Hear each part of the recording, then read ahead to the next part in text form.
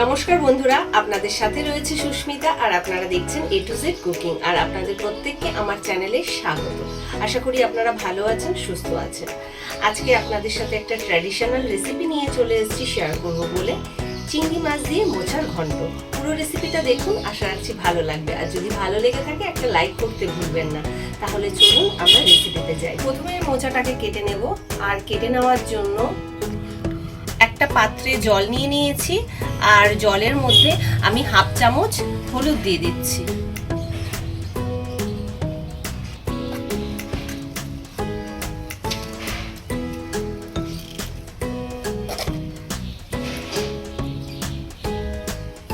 আমি শক্ত মতন যে ডাঁটিটা থাকে এটা ছাড়িয়ে নেব, এটাকে পুঙ্কেশ্বর বলে। আর এই যে পাতলা একটা খোসা মতন আছে এটাও আমি ফেলে দেব।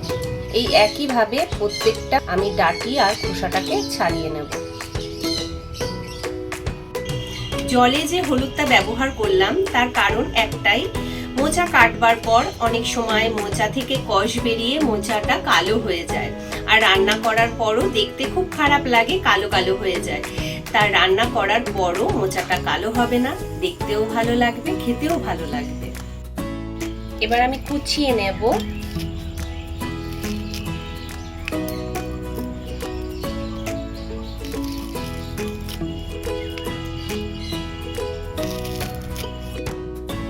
প্রথমে যে হলুদ জলটা আমি রেডি করে নিয়েছিলাম সেই জলে আমি মোচাগুলো দিয়ে দিচ্ছি। ছাড়াতে ছাড়াতে আমরা একদম নরম জায়গায় পৌঁছে গেছি। এটা আর ছাড়ানোর প্রয়োজন নেই, তোমাদের একটু দেখিয়ে দিই। এটা একদম নরম জায়গা, একদম ভেঙে যাচ্ছে, দেখতেই পাচ্ছো বন্ধুরা। এই জায়গাটা আমি আর ছাড়াবো না।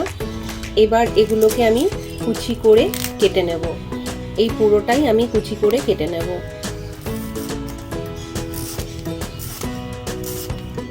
আর মোচা কাটলে হাতের এই অবস্থা হবে, হাত কালো হয়ে যাবে। যদিও চিন্তার কোনো ব্যাপার নেই, এটা আমি লেবুর সাহায্যে পরিষ্কার করে নেব।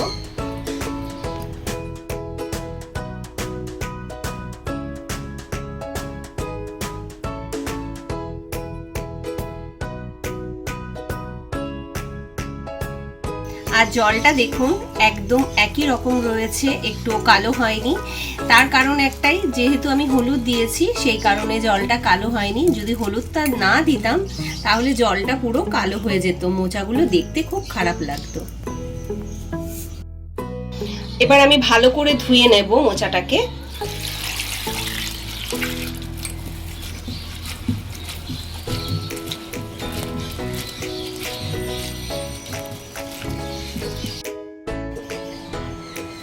মোচাটাকে আমি সেদ্ধ বসিয়ে দিয়েছি।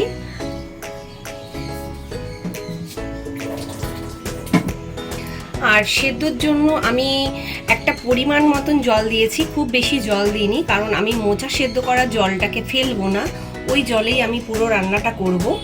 আর এবার দিয়ে দিচ্ছি খুব সামান্য হলুদ গুঁড়ো, খুব সামান্য নুন আর হলুদটাকে আমি মোচার সাথে মিশিয়ে গ্যাসের আঁচটাকে মিডিয়ামে রেখে ঢাকা দিয়ে আমি মোচাটাকে সেদ্ধ করে নেব। একটা ঢাকা দিয়ে প্রায় মিডিয়াম আঁচে আমি 10 মিনিট বাদে একটু দেখে নেব যে মোচাটা ভালো করে সেদ্ধ হলো কিনা।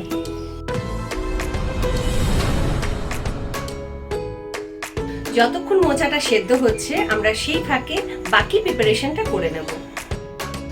মোচা চিংড়ি বানানোর জন্য আমি এখানে 200 গ্রাম চিংড়ি মাছ নিয়ে নিয়েছি। আর এই চিংড়ি মাছটাকে আমি প্রথমে একটু নুন আর হলুদ মাখিয়ে নেব। দিয়ে দিচ্ছি নুন আর দিয়ে দিচ্ছি খুব সামান্য হলুদ।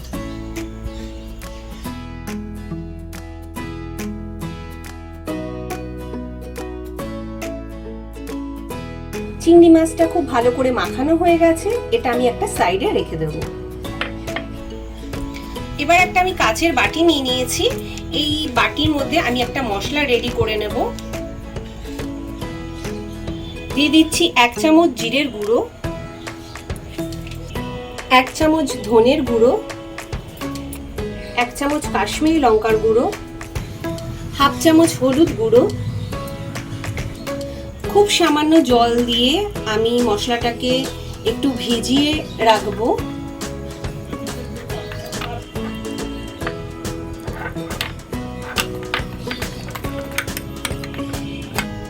এই মশলার পেস্টটাকেও আমি একটা সাইডে রেখে দেব। ঢাকাটা তুলে আমি দেখে নেব। আর দেখতেই পাচ্ছেন যেই অংশগুলো মোচা জলে ডোবেনি সেই অংশগুলো মোচার কালো হয়ে গেছে। মোচার এই অংশটা জলে ডুবেছিল, তাই এই মোচার অংশটা হলুদ রয়েছে আর বাকি অংশটা কালো হয়ে গেছে। তাই সেই কারণেই হলুদ জলে যদি ভিজিয়ে রাখা হয় বা ডুবিয়ে রাখা হয় মোচা একটুও কালো হবে না।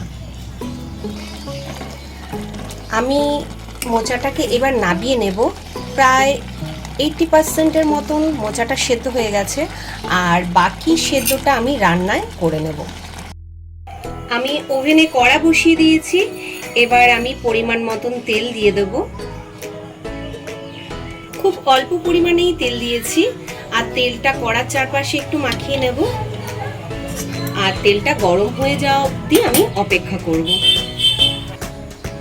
তেলটা খুব ভালো করে গরম হয়ে গেছে। এবার আমি মাছগুলোকে দিয়ে দেব।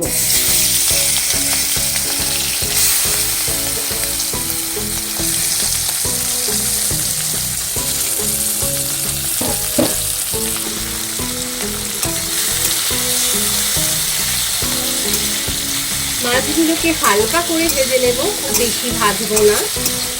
চিংড়ি মাছ খুব বেশি ভাজলে শক্ত হয়ে যায়, সেক্ষেত্রে মাছগুলো খেতে ভালো লাগে না।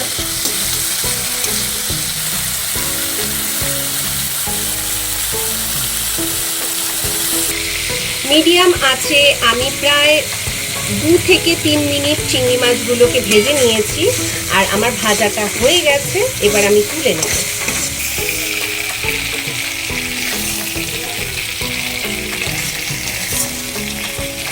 ওই তেলেই আমি আরেকটু পরিমাণে তেল দিয়ে দেব। ফোড়নে দিয়ে দিচ্ছি একটা তেজপাতা ছিঁড়ে দিয়েছি, 2টো এলাচ, 2টো লবঙ্গ, আর 2-3 টুকরো দারচিনি, আর খুব সামান্য জিরে।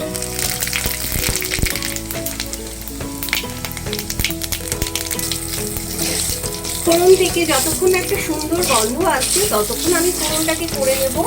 প্রায় 30-40 সেকেন্ড লো আছে, আর ফোড়নটা হয়ে গেছে। এবার আমি টুকরো করে রাখা আলুগুলোকে দিয়ে দিচ্ছি।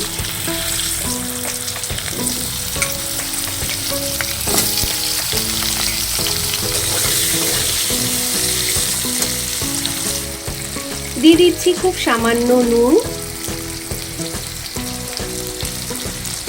আলুগুলোকে খুব ভালো করে ভেজে নেব। আলুগুলো ভাজা হয়ে গেছে। এবার দিয়ে দিচ্ছি 3টে টুকরো করে রাখা কাঁচা লঙ্কা আর একটা কুচিয়ে রাখা টমেটো। আবার একটু সামান্য নুন দিয়ে দিচ্ছি।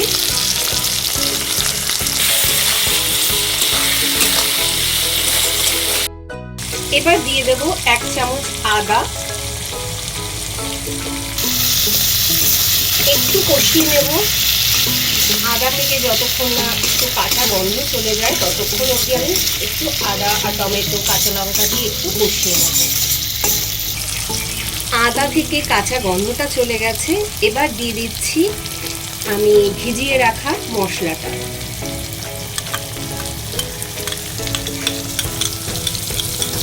মশলাটা ভিজিয়ে রাখলে কি হয়, মশলার আমাদের কেনা মশলা অনেক সময় মিহি পেস্ট হয় না, ভিজিয়ে রাখলে পেস্টটা খুব নরম হয়ে যায়।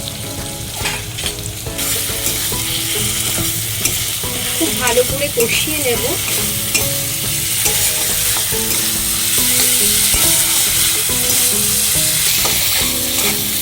মশলা থেকে তেল ছেড়ে গেছে আর মশলাটা খুব ভালো করে কষানোও হয়ে গেছে। এবার দিয়ে দেব সেদ্ধ করে রাখা মোচাটা। আমি জল সমেতই দিয়ে দেব। খুব ভালো করে মিশিয়ে নেব। এবার একটা ঢাকা দিয়ে গ্যাসের আঁচটাকে বাড়িয়ে দিয়ে আমি 5 মিনিট মতন রান্নাটা করে নেব। 5 মিনিট হয়ে গেছে, আমি ঢাকাটা তুলে একটু দেখে নিই।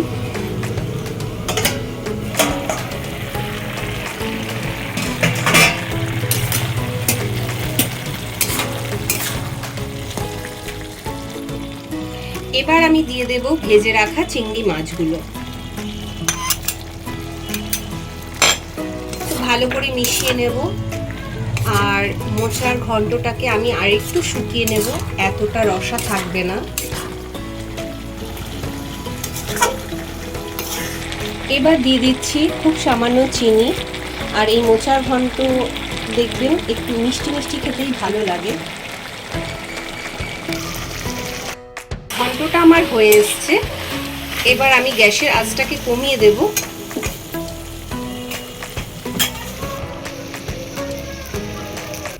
এবার দিয়ে দিচ্ছি হাফ চামচ গরম মশলা গুঁড়ো আর দিয়ে দিচ্ছি 1 চামচ ঘি। খুব ভালো করে মিশিয়ে নেব। আর মিশিয়ে নেওয়ার পর আমি গ্যাসটাকে অফ করে দেব। আমার রান্নাটা পরিবেশনের জন্য একদম রেডি।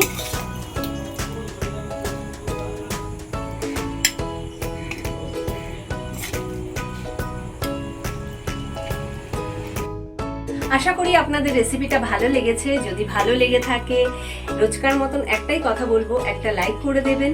যারা এখনো চ্যানেলটিকে সাবস্ক্রাইব করেনি তাদের কাছে অনুরোধ রইল চ্যানেলটি সাবস্ক্রাইব করবার জন্য। পাশে থাকা বেল আইকনটিকে প্রেস করে রাখবেন, নেক্সট ভিডিও নোটিফিকেশন আপনাদের কাছে পৌঁছে যাবে।